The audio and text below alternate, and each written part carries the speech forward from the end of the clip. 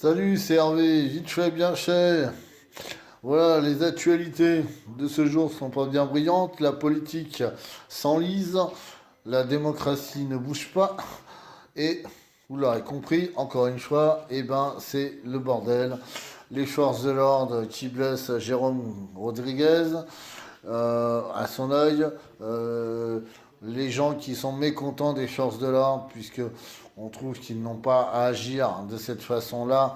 Et là, c'est vraiment du rentre-dedans musclé face à des gens qui sont désarmés. Donc, pour moi, en incapacité de se défendre. Donc, je trouve ça pas égal et je revendique mon mécontentement de ce côté-là parce que je trouve que c'est vraiment dégueulasse de taper des citoyens qui manifestent avec des flashballs ou des grenades éparpillantes, je ne sais comment ils appellent ça, là, encerclantes, voilà, je cherchais le nom. Et voilà, donc je trouve que toutes ces actions-là, pour toujours la même cause, Monsieur Macron, qui fout sa merde dans tout le pays, qui est mondialement vu et montré du doigt et néfaste pour le monde entier, puisqu'on voit bien que c'est lui la cause de tout ça, que c'est lui le problème, et tant qu'il ne démissionnera pas de ses fonctions, nous serons dans cette merde constamment, et M. Macron est obstiné dans sa politique que les gens ne veulent plus. Les gens veulent sortir de l'Europe aussi, il faut en parler, parce qu'il y a beaucoup de gens qui maintenant veulent faire machine arrière, parce que déjà, enfin, moi j'étais pas pour l'Europe, mais beaucoup de gens veulent sortir de cette merde, parce que c'est à cause de l'Europe aussi que tout ce merdier-là est en train de s'installer. Il y a aussi tout ce qui nous a pondu, hein. Alors il était tout content de nous dire que la taxe d'habitation elle était retirée, mais heureusement qu'elle est retirée, c'est ce que on nous avait promis, donc c'était un dû. Donc je vois pas pourquoi maintenant on serait voilà, genre du style bon bah j'ai fait ça, du style il faut qu'on se taise quoi. Donc non, il y a un moment donné il faut savoir faire les actions correctement et se dire que bah il y a un moment on peut pas être content de tout, puisque la plus grande des revendications des Gilets jaunes actuellement, c'est le pouvoir d'achat. On n'a toujours rien.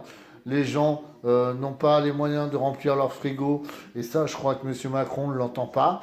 C'est quand même grave, hein, parce que c'est quand même actuellement, les gens, ils ont envie de manger, ils ont faim, et il faut vraiment que ces soient entendus.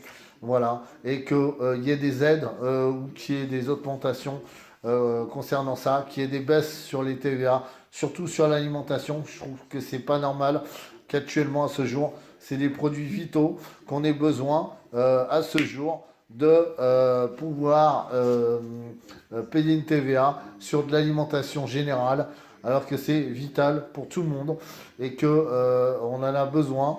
Et voilà, ça fait partie de la vie, quoi. C'est pas du lutte de se nourrir. Donc je vois pas pourquoi on paye une TVA sur des produits alimentaires. Je trouve ça complètement absurde. Mais il y a plein de choses comme ça qui ne vont plus et qu'il faut absolument casser ce système parce qu'il y a un moment donné, de toute façon, le pouvoir d'achat, c'est l'économie de la France. Et M. Macron, tant que vous ne confondrez pas ça, et ben ça ne pourra pas aller. C'est plus vous allez donner du pouvoir aux citoyens pour qu'ils consomment, plus les sociétés vont tourner. Donc ça veut dire que ça va faire du chiffre.